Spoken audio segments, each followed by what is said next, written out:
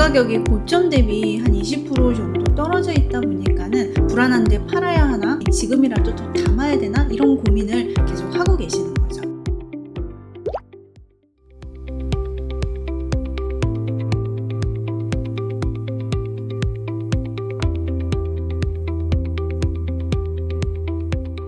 안녕하세요. 머니부티크 김정란입니다. 반갑습니다. 요즘에 금과 관련돼 가지고 좀 의견을 듣고 싶다라는 댓글이 많으셔가지고요. 오늘은 금과 관련된 이야기를 조금 드려보려고 합니다. 그럼 바로 시작하겠습니다. 금 가격이요, 지난 1월 말일까지 굉장히 많이 올랐었잖아요. 오른 이후에 이제 큰 폭의 조정이 있었습니다. 그 이후로 제가 한 3번 정도 매수를 이제 해도 좋겠다, 전환하고 있다, 이런 의견을 종종 드렸었어요. 첫 번째 2월 19일 촬영 영상에서 매수 의견을 드렸었는데요. 이 시기에는요, 이제 금 가격이 이렇게 떨어진 게 이제 너무 급격하게 오른 것에 대한 조정이라고 생각을 했기 때문에 조금 반등하는 모습이 보여서 제가 매수 의견을 드렸었고요. 자, 그런데 그 뒤로 또 이렇게 하락을 했었죠. 자, 이때 3월 21일에 촬영한 영상에서는 저도 약간 반신반의했어요. 조금 많이 떨어진 것 같아서 매수를 사실했다라고 말씀을 드리기는 했는데 4100선이 강력한 지지선으로 보이는데 혹시 이 라인이 깨지면은 한 텀 더 떨어질 수도 있겠다라고 말씀을 드렸었죠. 자, 그런데 그 뒤로 이렇게 약간 반등을 했고요. 또 제가 이제 지난 5월 7일에 저희 그 머니부티크 플러스 멤버십 회원분들께는 이제 매수를 조금 해도 좋다라는 의견을 좀 드렸었습니다. 제가 지난 5월 7일에 매수를 해도 괜찮겠다라는 의견을 드렸던 이유가요. 그 시기에도 이제 미국하고 이란하고 계속 종전 이야기가 나오고 있었어요. 제가 왜 종전 이야기를 듣고 매수 의견을 드렸는지 조금 이따 말씀드릴 건데요. 또 종전 이야기도 듣기도 했지만 주요한 나라에서 수요가 탄탄하게 받쳐지고 있다라고 생각을 했기 때문에 제가 그런 의견을 드렸었습니다. 금은 과거부터 화폐였고 금이 움직이는 요인은 꽤 여러 가지가 있잖아요. 첫 번째는 제가 그동안 계속 많이 말씀드렸던 팁스 금리에 의해서도 많이 움직였고요. 또 달러에 의해서도 많이 움직였고 중앙은행의 금 매수 수요에 의해서도 많이 움직였어요. 그 이외에도 지정학적 리스크라든지 유동성에 의해서도 움직였죠. 그동안 금값이 많이 올랐던 거는 이제 중앙은행의 금 매입이 가장 크게 작용을 했다라는 것을 제가 지난 영상을 통해서 계속 말씀을 드렸었습니다.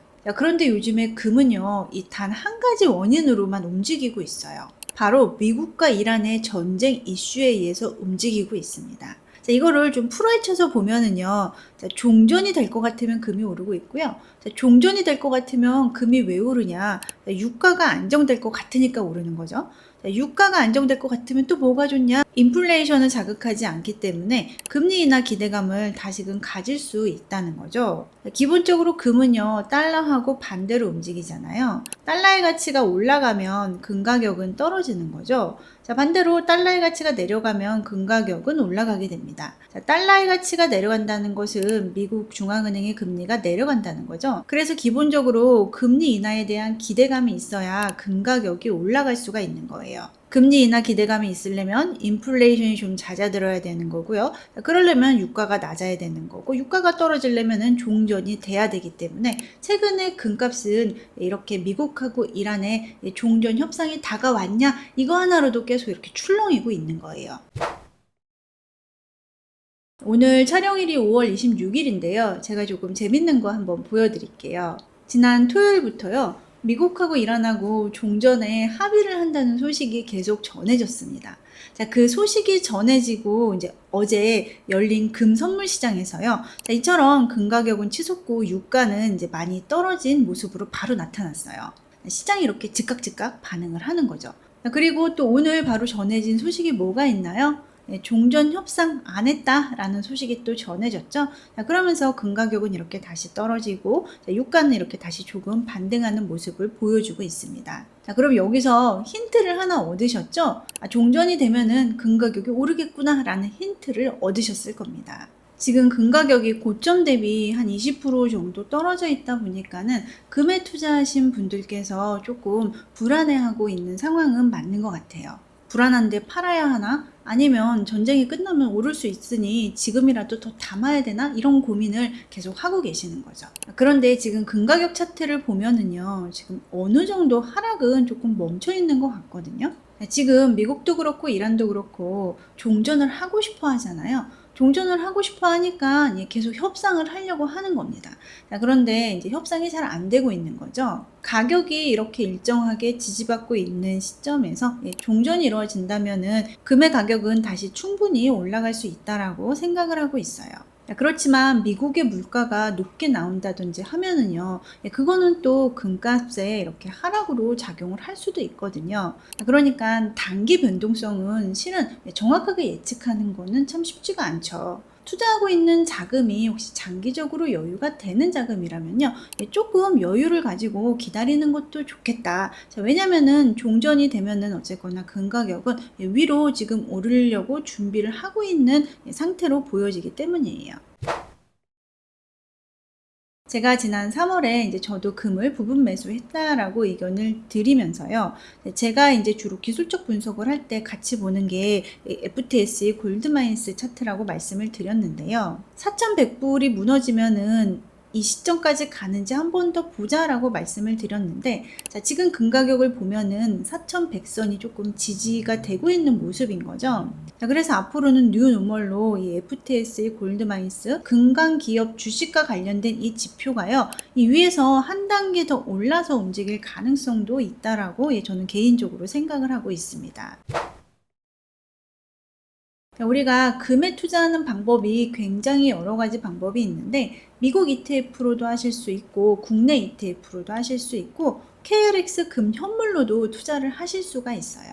그런데 저는 주로 ETF를 통해서 금에 투자하는 것에 대한 의견을 드리고 있고요. 국내 ETF를 통해서 금에 투자할 수 있는 ETF는 크게 4가지가 있어요. 첫 번째는 코덱스 골드 선물인데요. 환 해지로 투자하는 ETF다라고 보시면 되고요. 두 번째는 솔 국제금 ETF예요. 이거는 이제 환 노출로 투자하는 ETF다라고 보시면 되고요. 또 세 번째는 솔 국제금 커버드 콜 액티브예요. 솔 국제금에 커버드 콜 전략을 씌워서 월배당을 해주는 ETF인 거죠. 또 네 번째는 하나로 글로벌 금채굴 기업 ETF예요. 이 하나로 글로벌 금채굴 기업 ETF는 이제 금에 투자하는 게 아니라 금강 기업 주식에 투자하는 ETF인 거죠. 아까 제가 보여드린 FTSE 골드마인스 그 지표도 이 금강 기업 주식의 가격을 모아가지고 벤치마크 지표로 만든 지표거든요. 여기 보시면 주황색이 글로벌 금채굴 기업 ETF의 가격 추이인데요. 솔 국제금 ETF에 비해서 변동성이 훨씬 큰 거를 보실 수가 있죠. 오를 때는 화끈하게 오르고요. 금 가격이 떨어질 때는 또 화끈하게 떨어져 준다고 보시면 됩니다. 그렇지만 그 방향성은 금 가격하고 같이 가는 거죠. 그래서 저는 개인적으로 금 투자는요, 하나로 글로벌 금채굴 기업으로 하고 있고, 또 월배당을 위해서 투자하는 것은 솔 국제금 커버드콜 액티브를 통해서 투자를 하고 있어요. 솔 국제금 ETF가 코덱스 골드 선물 환해증 ETF보다 지금 수익률이 좋은 이유는요, 환율이 지금 계속 올라줬기 때문에 수익률이 조금 더 좋았던 거고요. 또 여기 보면 솔 국제금 커버드콜 액티브가 여기 솔 국제금 ETF에 비해서 살짝 아래로 내려와 있잖아요. 이 이유는 이 ETF가 상승을 100% 따라가지 못하기 때문에 그렇습니다. 커버드콜용 월배당 ETF는요, 보통 상승을 많이 따라가면 90에서 95% 따라가고요. 이 ETF도 한 90% 정도 따라가는 ETF다라고 보시면 됩니다. 이 수익률 차이 4%는요, 토탈 리턴의 차이예요. 그러니까 배당을 다 받고도 이 상승에 100% 따라가는 ETF보다 한 4% 정도 성과가 덜 나온 거죠. 그러면 국제금 커버드콜 액티브는 왜 하냐? 매월 배당이 필요하신 분들은 하면 괜찮은 거죠. 오늘은 금에 대해서 제 개인적인 전망을 말씀드렸고요. 또 우리가 금에 투자하기 위해서 국내 ETF에 투자한다라고 했을 때 국내 ETF 4가지 차이점에 대해서 아주 간단하게 설명을 드려봤습니다. 금 가격에 영향을 미치는 요인이 매우 다양한데 지금 금 가격은 종전 요거 하나만 보고 움직이고 있다라고 말씀을 드렸습니다. 그렇지만 종전이 언제 될지 예측하기는 매우 힘든 환경이다 라고도 말씀을 드렸고요. 종전 이야기가 지금 공연불이 되어가고 있는 상황이에요. 이처럼 단기 변동성은 예측하기가 쉽지는 않지만 장기적으로 봤을 때는 여전히 우상향하는 자산이다라고 말씀을 드리고 싶어요. 그래서 지금 금에 진입을 한다라고 했을 때 지금 가격은 꽤 괜찮은 진입 시점이라고 저는 보고 있고요.